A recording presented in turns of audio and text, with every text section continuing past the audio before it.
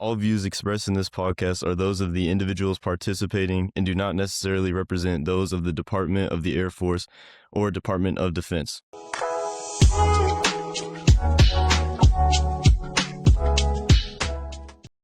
All right, everyone. Welcome back to Live at 835. I'm your host, Cadet Amrine. I'm joined by a very special guest, Staff Sergeant McClain. And today we're just going to kind of dive into his experience here, a little bit of background information, and just to get to know him a lot better. So first, we're just going to go into how has your experience been so far at Detachment 835? Well, first, I appreciate y'all having me on today. Of course, thank you for coming. Y'all. Honestly, coming into this, I really had no set expectation.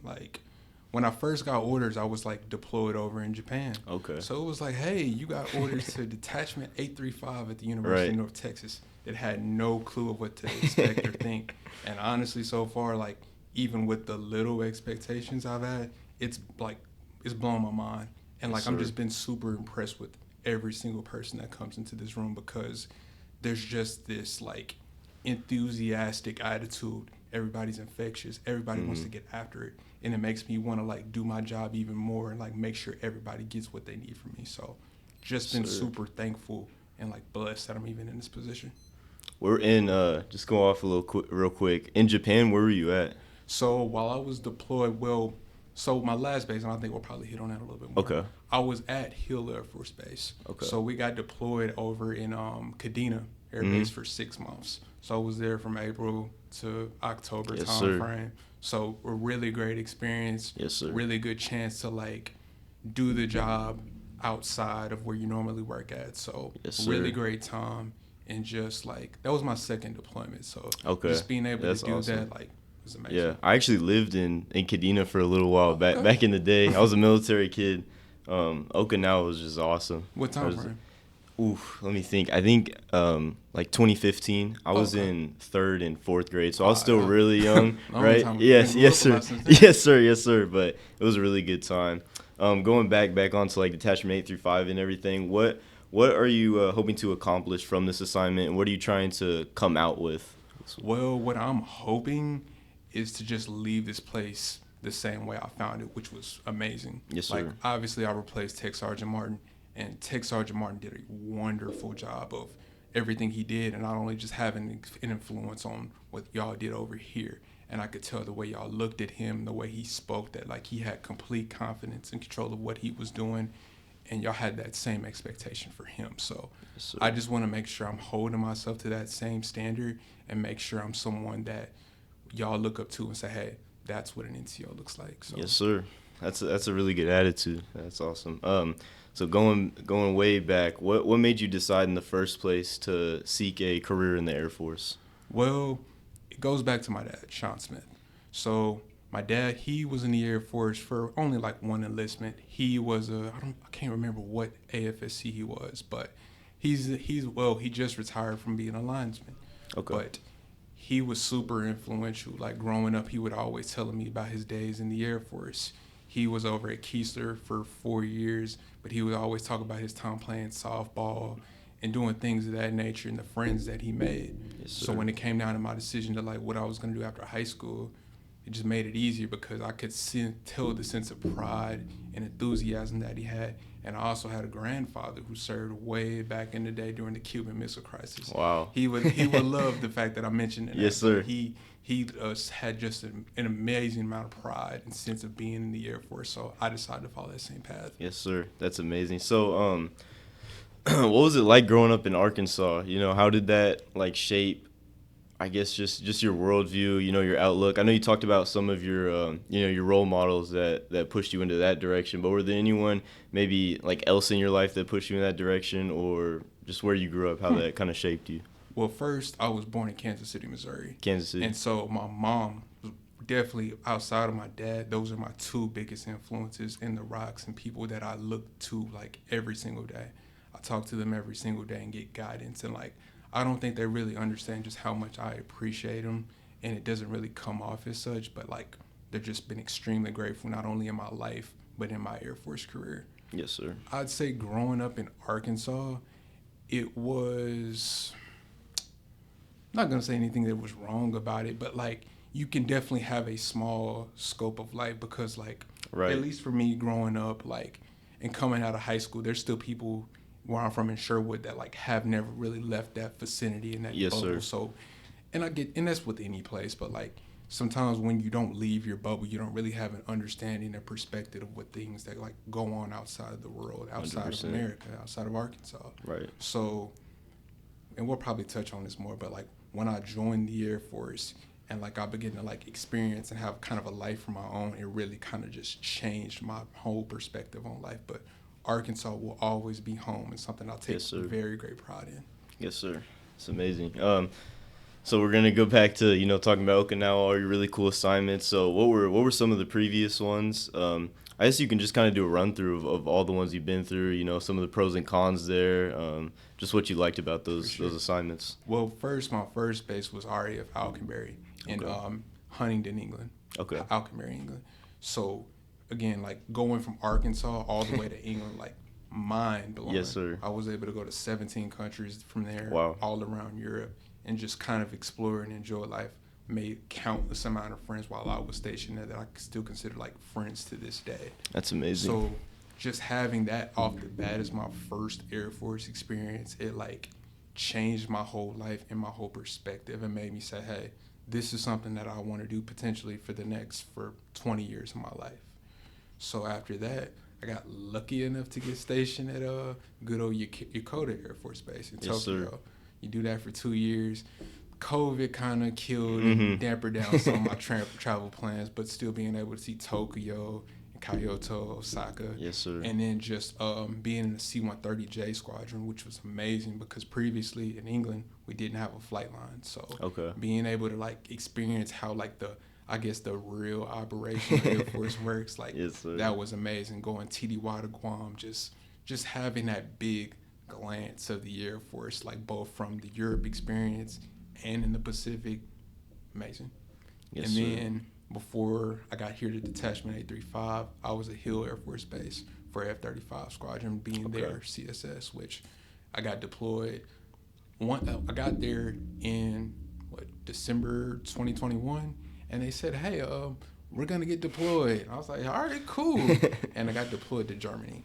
Right. And, like, for 3 months, but it was a great experience and kind of, again, got to see the whole full scope of what the Air Force is like. Yes, sir. From, like, outside of the normal day-to-day box. So yeah, that's really cool.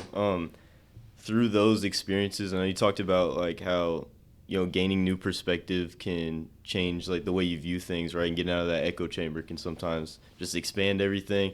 How do you think your experience in the Air Force has shaped you as a person?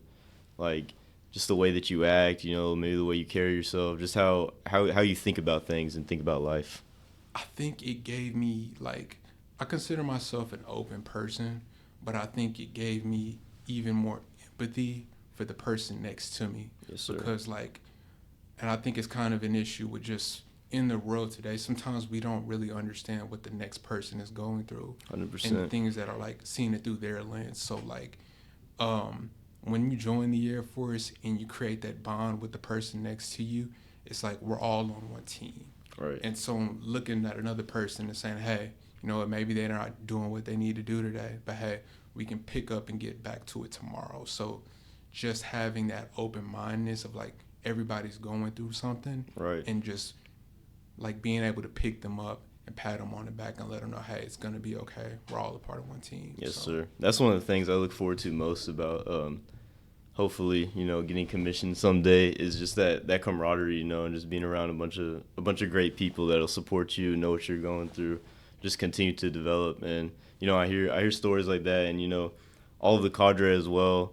And what I'm hearing from you is just everyone in those like, just in the Air Force, right? They just seem like such great people. So I just want to say, like, it's kind of inspiring, hearing you talk about this. And yeah, you gotta just wanted to say that. Once you put this on, you all part of one team. Yes, sir. That matters too, but this Yes, is a big sir. part of it as well. So. Yes, sir. What is one leadership lesson that has stuck with you throughout all your assignments? Ooh, this one was kind of a tough one for me to really answer because I've kind of, like, gathered so many leadership perspectives from different people Ooh. We can break it off into like a couple as well. It doesn't have to be, maybe one, maybe like a couple from each different perspective, different aspects of leadership, maybe. I would say having the courage to being open and letting someone know, hey, I'm failing at a certain aspect and I need help. And I guess that would kind of fall into humility. Right. Because I mean, again, with being in the Air Force and being in the military, it's kind of sometimes a thing where you're like you're in this rank or you're in this position, so it's like, oh, this person should automatically know what they need to do, but sometimes they don't, given either whatever else.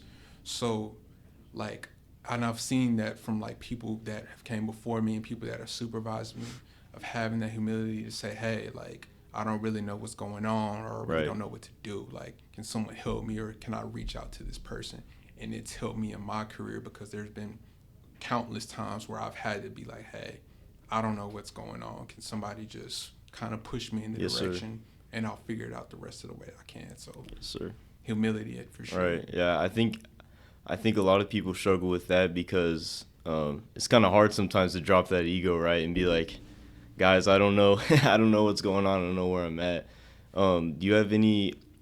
I don't know if I'd say advice, but just kind of like ways that people can go about having that thought process, maybe a little inspiration for them not to be afraid to like speak up when it's something they don't know, like they don't know what's going on, right? Well, I think that also goes back into the team aspect of the whole big being in the Air Force. Again, we're all a part of the same team. Yes, There's sir. so many things going on in the outside landscape, especially in today's world and society, that we have to keep in mind. And like, if we want to do and accomplish the things that we were set out to, we have to work as a team. It doesn't mean one person works and everybody else has to pick up the slack for them. Right. Everybody has to do it. So Yes, sir. you can't, like, if you want to do this thing, you have to be team minded, and you have to be just as great of a follower as you are a leader. Okay. Yeah. Throughout going back on your career again, what was kind of like your proudest moment? Just a moment where, something happened. Maybe it was a promotion. Maybe it was just some acknowledgement where you just like, really realize, what you were doing. Right. You're talking about, being a part of the team. Right. When did that kind of sink in and you really became proud of what you were doing in the mission? I think it goes all the way back to San Antonio, basic training. Yes, sir. So, like, getting Lackland. that airman's coin, being able to graduate, having my parents tap me out, seeing my little brother and my little sister, like, come up to me and give me a hug, like, that, like, truly meant something to me, because it felt like I was doing something, like, I was kind of, like, making a path for my own and forging my own path. Seeing I could see how proud my parents were, how proud my brother and sister were, all of my family members. Yes, sir. So it just made, like, that much of a difference, and it made me realize, hey, I am doing something different. This isn't just for me, it's for the people that are around me. So, like, just being, like, there and, like, kind of just taking it in, it made me realize, like, hey, I'm making a difference. Yes, sir. That's amazing.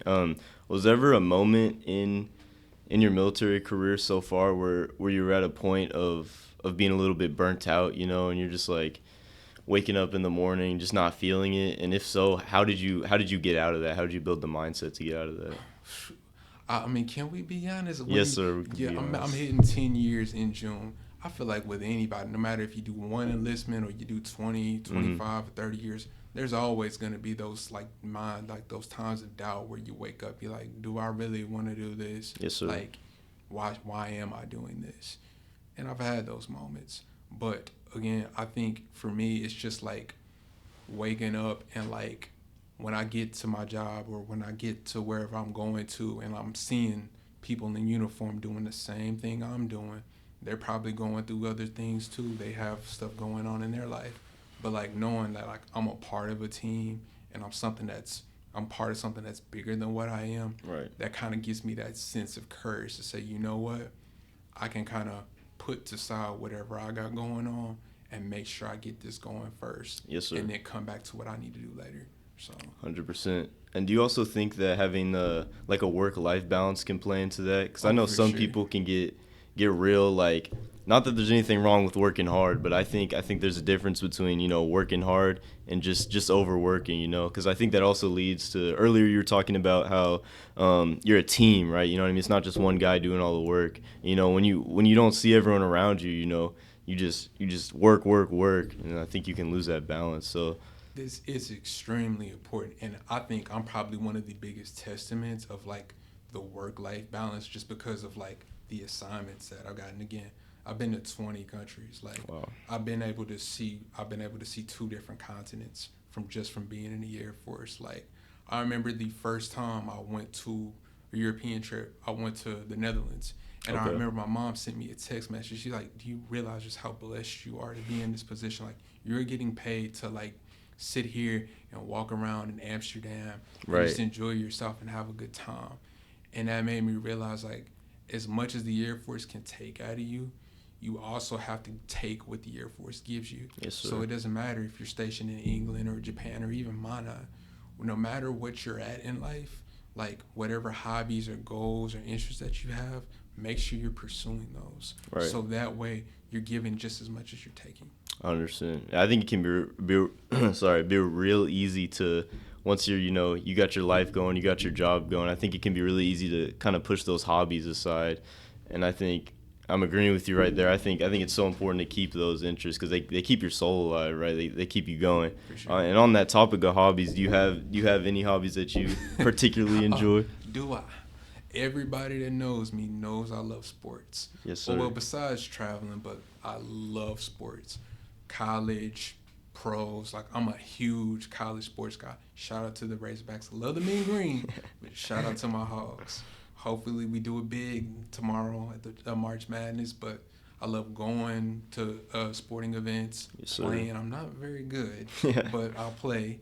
And then just reading about like sports history. Right. And I just love like seeking knowledge of things that like I didn't know about sports before. So any That's type awesome. of sports. Yeah. What's your favorite sport to play? Football. Football? Did you play in high school? Oh yeah, I played in high school. What position did you So play? I played. So here's the thing, Coach loved me because I was like a multitude of things. Okay. I played left bench, right bench, and center bench. So whenever Coach needed a towel or a water bottle, I was that guy. There you go.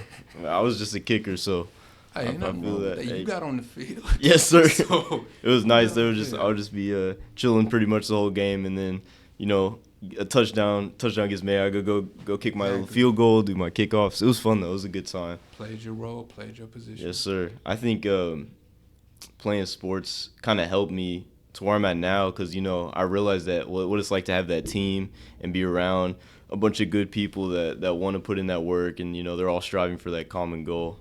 So I mean, sports are very fun. I mean, that's a great hobby, right? They're very fun. I mean, they build you athletically. They build your confidence. They build everything. Oh yeah. But yeah, and just going back on like your assignments in Europe, what was your favorite like trip you ever had in Europe? Like your favorite country that you visited? Barcelona, Spain. Barcelona. Barcelona. Wow. That was like such a like, and that was towards the end of my time in England. But like, we all made such a big deal about, let's go to Barcelona. Let's go to Barcelona. And Yes, we sir. did. And like, just seeing the beach, seeing the culture, the atmosphere, like, amazing. Yeah. I'll go with Paris too. 'Cause Paris? when I saw the Eiffel Tower light up, you Yeah. should have seen the light in my eyes. Like, that was, Yeah. it was amazing. Yeah, that's awesome. And then, what advice would you give someone who's seeking out a career in the Air Force? I'd honestly just say 2 things. Again, with being in the Air Force, there is a lot of sacrifice, and like, Yes, sir. there's just a lot of give and take, as I mentioned before. You have to like prepare to sacrifice, but also like get your fun in and get your best interest in as well. Not interests that are gonna like do things to like make the Air Force look bad, obviously. Yes, sir. But just balancing out and just knowing when to like take a rest and when to work as hard as possible. Because again, the Air Force is gonna take as much as they can out of you. So you have to like make sure you're putting yourself in position to where you're getting your needs taken care of. Because again, 100%. there's so much sacrifice. Like, this is the closest I've ever been to home in my 9 years of being in the Air Force. Like, Wow. I'm five hours away from Sherwood, so I was just delighted when I found that I was Yes, coming sir. here. Because again, you go to Utah, you're 21 hours away from Arkansas. You're in England, you got to catch 2 flights. Mhm. You're in Japan, you want to fly all day. So, like, again, that's that sacrifice. But with that sacrifice, Again, I was able to see 20 countries. I was able to pursue my education. I was able to make friends. I was able to do this, that, and the third. So you just gotta like know where you're at, but keep your head above the water and just see things from go. Right, 100%. All right, is there anything you wanted to add? You know, because we got a lot of cadets watching. Is there any inspiration or just helpful advice that you might want to give out, or if you have any questions for me about anything? I would honestly say for the cadets, and it's something that like I also keep in mind as well, control the things that you can control. Yes, sir. Whether it comes with PT, whether it comes with work, whether it comes with taking care of yourself. Like the Air Force is going to get what they can out of you. Like if you're having difficulty with running, go outside of your time and run. If you know you want to take a couple more classes, take those classes. Just do those things now so that way you don't got to worry about it later. Yes, sir. All right. Thank you, everyone, for joining us. I think we had a very, very insightful information, and thank you so much for coming out here. Thank y'all for having me. Yes, sir, of course.